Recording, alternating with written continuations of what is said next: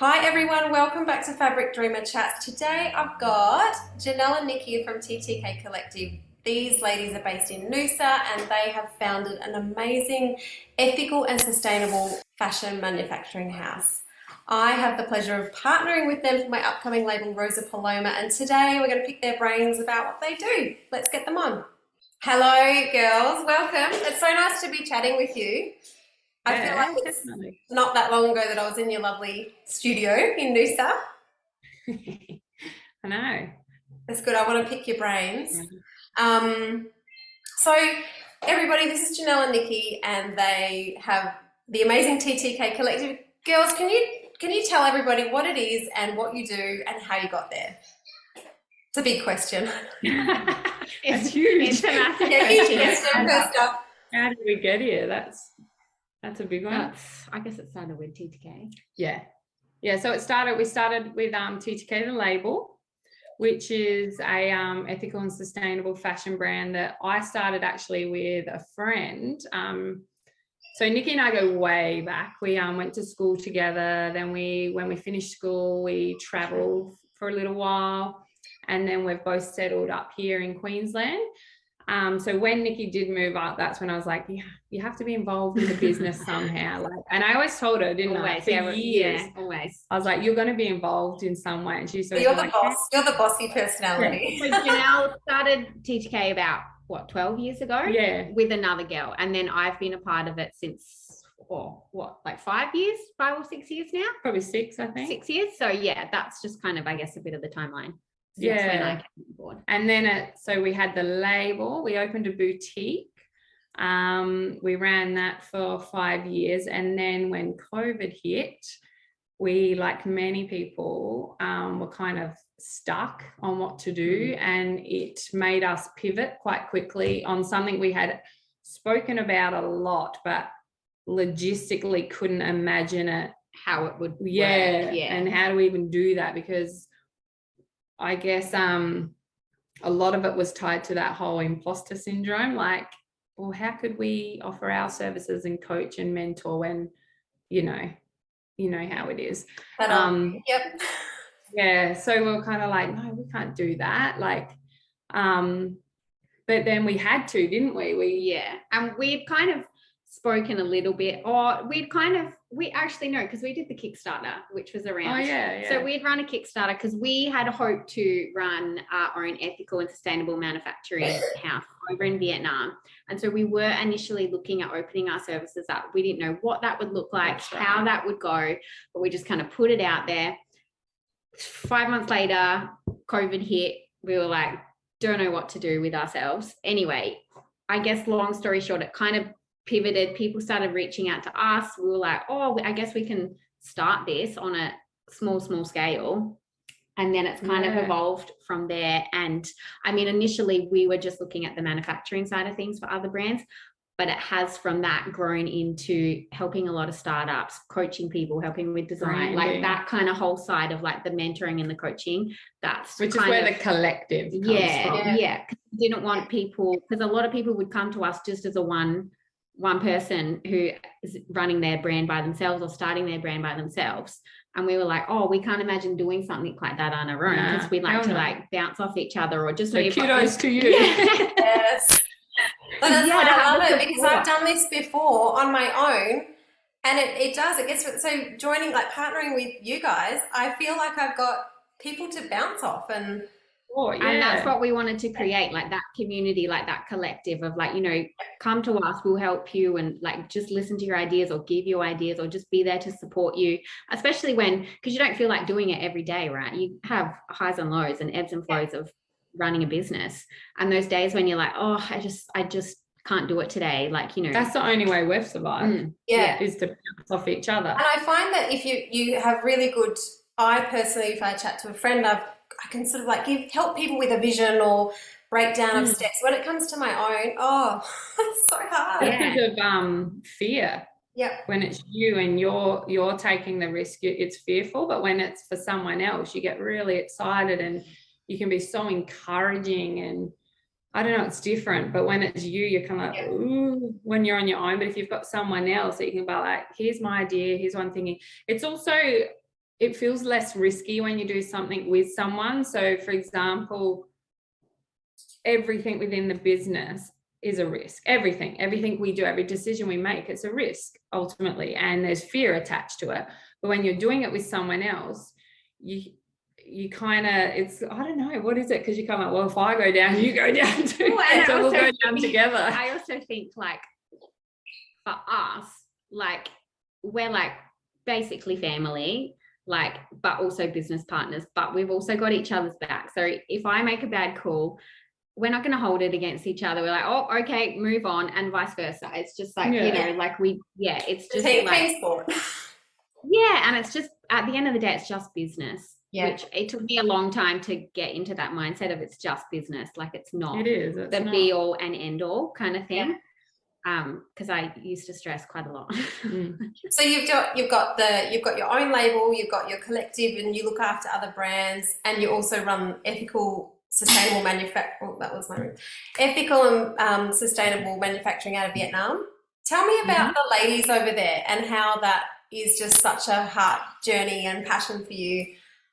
Yeah, it's cool. It's nice because I mean, our team has grown a lot. So we have a lot of very talented, highly skilled women working for us now. So it's hard to look at them like, oh, we're helping them out, because I believe they're helping us out more. Like, I think it started more that way. Like, we had our one lady, men, and then her mother-in-law, who we call mum.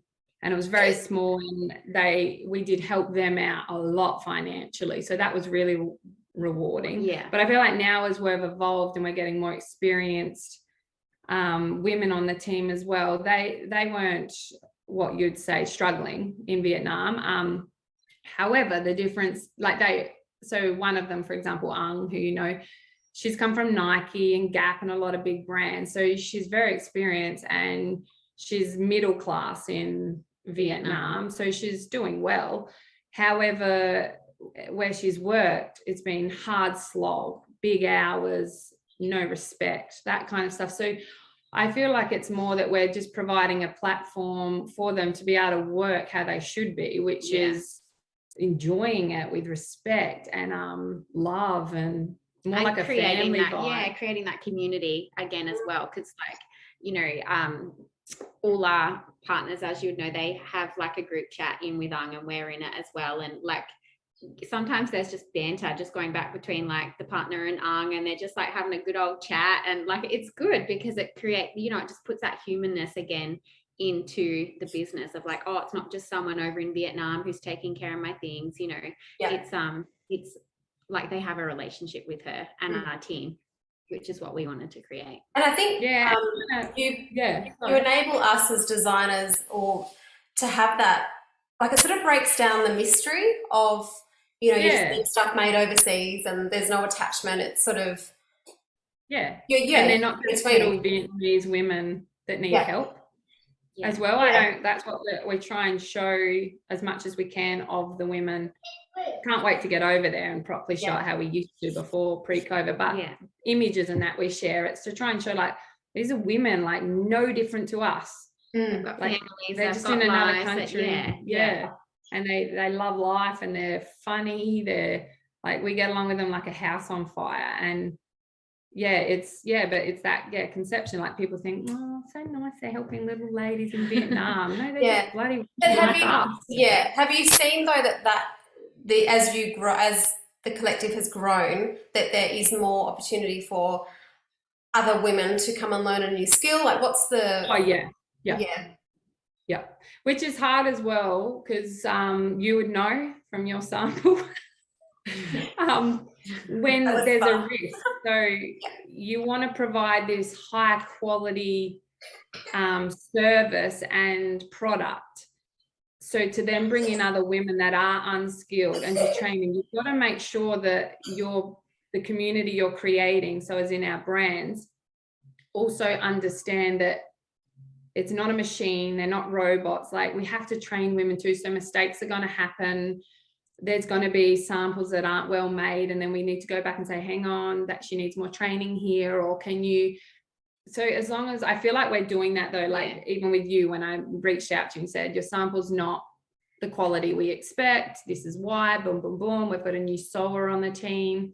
I feel like, yeah, you guys give grace to that, and that's huge amazing. Because we can't take on new women that don't have skills and train them and give them the skills if they're not actually put in there properly and learning. Like they have to actually physically do it so we can see where everywhere makes mistakes. Like that's normal. Business mistakes. Like, but I think that gets overlooked parenting, a lot. Everything. Yeah, I think people overlook that though. They expect perfection and this and that all the time and instant and so it's breaking down those barriers as well. That we'd love to train more and more women, but they actually have to learn and make errors and mistakes that we then teach them and pull them up on in a nice way. So how many brands have you got now in your collective? 17 I think. 17. What's that like? Is that like having a whole lot of children? No. Janelle, it can be but I mean because we get emails all the time and we do that 30-minute consult and we chat, and there's many brands that aren't aligned, and we are very much about the purpose and why we're doing this over profit. So if it takes us twice as long to grow, that's totally fine by us, because every single partner we have right now is like a part of the family now. Like we speak to them no different to we speak to each other, and there's it's awesome. And so have you got any cool stories from your brands about their growth or some of their journey, something that's really inspiring? Or somebody that came in maybe that they had no idea, they wanted to start a label. I feel like everyone's kind of had their own like their little kind of brand journey and stuff, and it's been actually really, really good just to see how brands have grown and evolved. And even like on collective Instagram, Janelle's been doing like little like meet our partners kind of thing, and we'll just be like, oh wait, so how long have we been working with this person? And then we'll kind of go back and be like, oh yeah, remember we met with them and this is kind of their vision and how it started. And then to see now how they've kind of grown and evolved, and when they launch their collections and stuff, like we get super excited when they launch their collections and all of that, and scared. But no, so I think everyone's kind of had their own little, because most have come in very different to you actually. So you've come in and you have good knowledge there. You actually probably have a lot more knowledge when it comes to fabric than we do ourselves. I'm a bit of a fabric geek. Do love it. But that's cool. We've actually learned a lot from you. And another one of our clients, Veronica Tucker, we actually learn a lot from her. So you came in with this kind of base knowledge of everything, and you've done it before, and so you know what not to do and what to do kind of thing. You've got that kind of understanding. A lot of the brands that come to us know absolutely nothing about starting a brand or starting a business, or maybe they have a business but they haven't started a brand, or the realities of even production. So they think it's just like crazy, and so you're like literally starting right back at the fundamentals, and it's taught us a lot. It's taught us a lot of patience and like stopping and understanding that stuff that we think is common sense. And when our clients ask stuff, and we have to like humble ourselves and explain it in a proper way, because we are teaching them. You do have to remind yourself, hey, like not to, because sometimes we're like, really? Like, but that's all if it's part not of something it. that they don't know it until we explain it. And then a lot of time when we explain it, they're like, okay. So if you don't know, you don't know. And that's like yes, I have done this before, but there's a sense of safety in coming and working with you girls, because in between when I finished my first label, I've had children. You go through that whole renewing process of like, there's a huge imposter syndrome that sort of happens after you have kids. A lot of women go through that. And I didn't feel confident enough, or I also didn't want the stress of dealing with factories on my own, or meeting big minimums, all those things. So I think it's really nice and really safe, and inspiring to work with you guys because I don't know, I also have someone to bounce out. It's like working in a studio with people of a like, you know, similar mindset. Yeah, and that is one of your interesting factors is your low minimums. It makes it really easy for brands to start. I like, see I'm everything. starting one. Yeah. Well, sorry to cut you, but everything you just said, so you can see that because you've done the opposite end, right? So again, talking about a lot of our clients when they come to us being naive, which is a good thing when you start a business, I think. It protects you. But I think I forgot what I was going to say.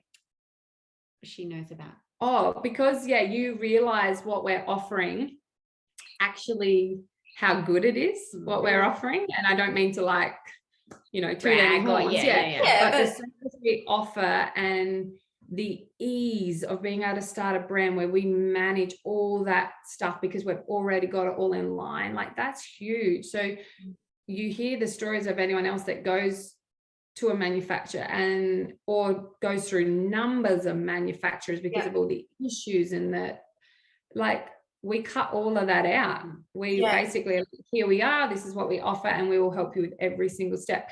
So the brands, what I'm getting at is the brands we have that have come on board and have never done this before, we are their introduction into starting a brand in fashion, actually don't realize what they're getting and how good it is.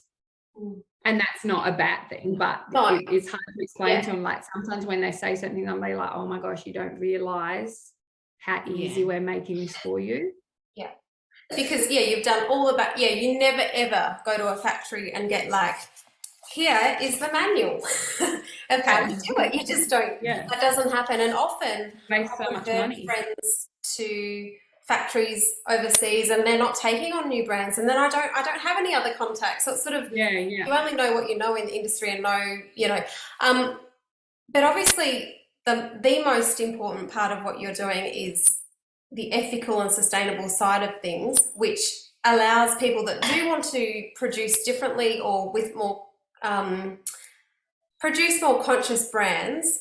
You guys have also got that all set up. Like I know even simple things, I came to you and I was like, I really want, you know, my swing tag to be on thick card and I want it to be, and you're like, yeah, but that's not very sustainable because of all the layers of glue. And so you're constantly learning things, and then I'm happy to go, cool, never thought about that. I'm happy to sacrifice a thick, beautiful white card to make it more conscious. So what, like, how's that journey been of helping brands understand what it is? Do people come with the idea of creating a more sustainable brand, or is it something that you educate along the way?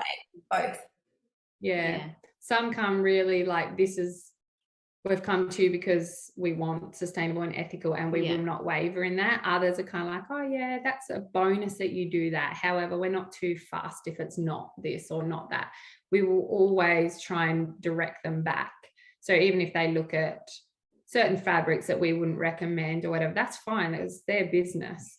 But we'll always say, oh, what about this alternative? Or did you know this about this? Or what's a better option? And then at the end of the day, is their decision whether they want to go what we recommend or whatever, or the opposite. But most are really, really wanting to learn about what's the best option for the people and the planet, not just the planet. Yeah.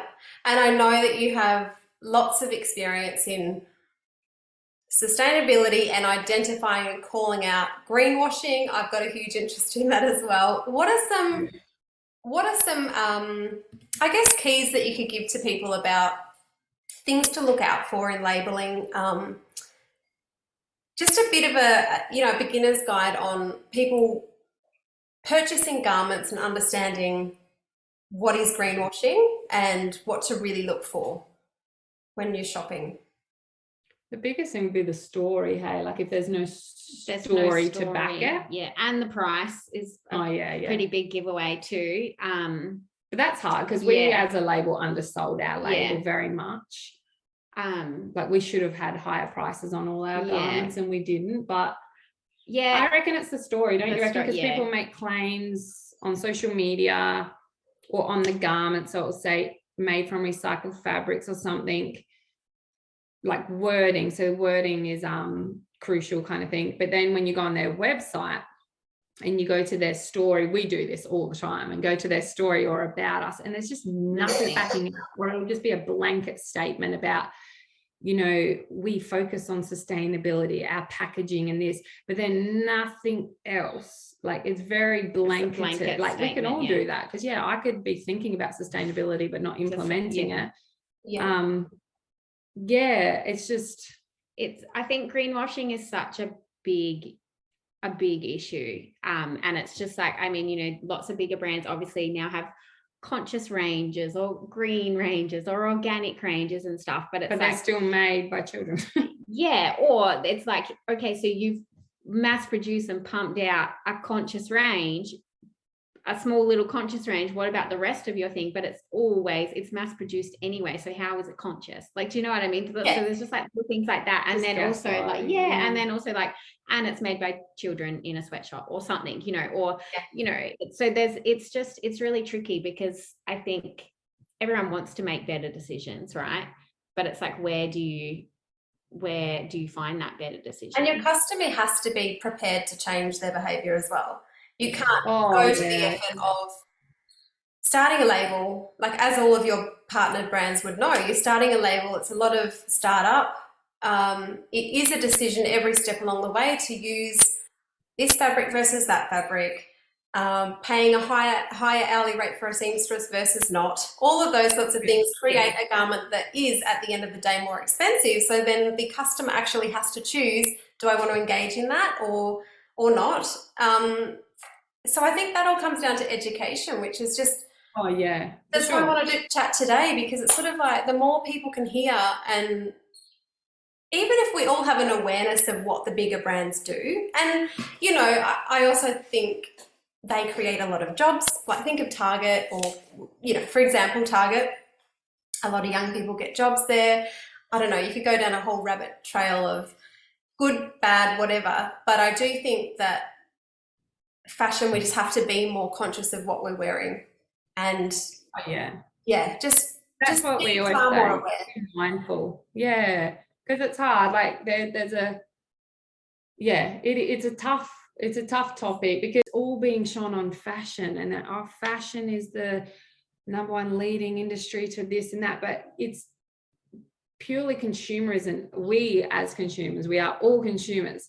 We all have to be mindful of every single decision we make, and whether we need it or we want it. I think that's it. I think it's like, I've had so many garments where I know there's the internal thing of like, if I just have this one, I'll be happy. I just love it. It's like, this is so me, you know.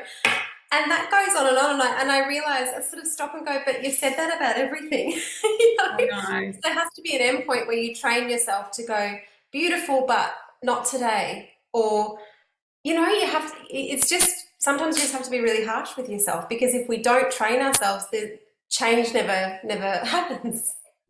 I think that's where that whole conscious consumer comes in. So if you're consuming, because we are consumers, it's like, it's in our nature. It's like how we've been brought up. It is something which is shifting. I think it is definitely shifting, and people are becoming more aware of it. But if you're conscious of what you're consuming, as in low tox, good for the planet, good for the people, all these things, it's better. So you're purchasing mindfully, and you're thinking about not just the product itself, but everything before that product. That's what counts. Because you can still have beautiful clothing and have beautiful things if that's what you want to do, and you are a shopper and you love it, we'll go for it. But try and do it mindfully if you can, if you have the money and you're in the situation where you can. Well, then, because a lot of people, then there's the whole debate of, well, ethical and sustainable, it's too expensive. Well, yes and no. If there was more of it, so more support towards it, it would actually bring prices down. That's another whole thing. But the other thing is, if you are on a budget, or whatever you want to call it, or you are struggling financially and you can't afford those things, well, there are other options like secondhand and that. But then, I think that's when there are those cheaper garments and that, where they don't actually have much of a choice. So it comes down to, if you can consciously make a choice, because you're in that position too, well, then you kind of have an obligation to. Yeah. But even clothes swapping and things like that, like getting back into. Yeah. We still do that when we go out. We don't buy stuff. I love we just share. buying secondhand. Like this is, so you girls are selling TTK the label. So the used to be the traveling kimono. Yep. Just the brand though, not the company, because our company is the TTK Collective as well. So it's all under one umbrella. So we kind of spoke about it. We're going to keep doing the label, but we're just heading in a complete different direction and we're loving it. So we're like, do we just let what we built over 10 years just die? Or not die, but just stop. Finish. Die. Yeah, die.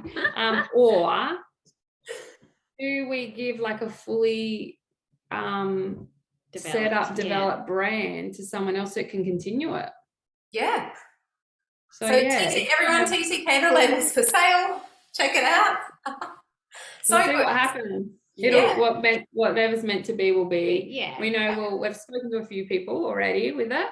Nothing's aligned yet. Because obviously whoever takes it on needs to kind of continue in a sense. Obviously they'll evolve in their own direction, but it needs to kind of continue along the lines of what we were heading for.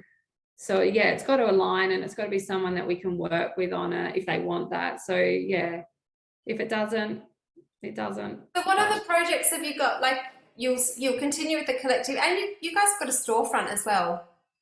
Yeah, so it's a storefront that we kind of built intentionally, that if we ever wanted to put TTK The Label or all our brands, we've got this vision that eventually when we've got enough brands, we would love to have a boutique or a shop front that's all ethical and sustainable brands, which is our brands, like the ones we take on. Yeah. Sounds amazing. I love that.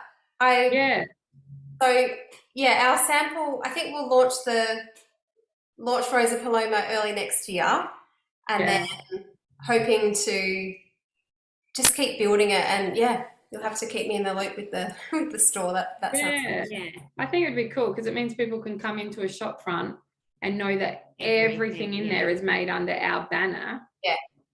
How do people get in touch with you if they are wanting to start a brand? Like what's the best way to get in touch with you guys?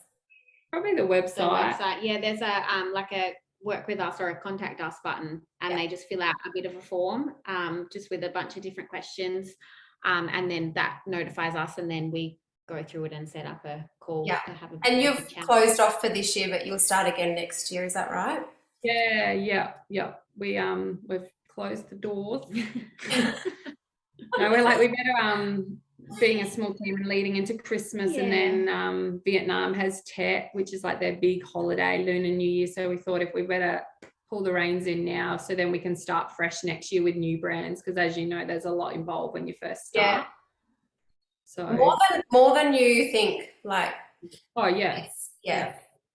Well, that's awesome. Thank you. I'll link in all of your website and everything into the show notes, but thank you for your time. And we'll thank you. It's fun. Yeah, talk soon. See ya. See ya.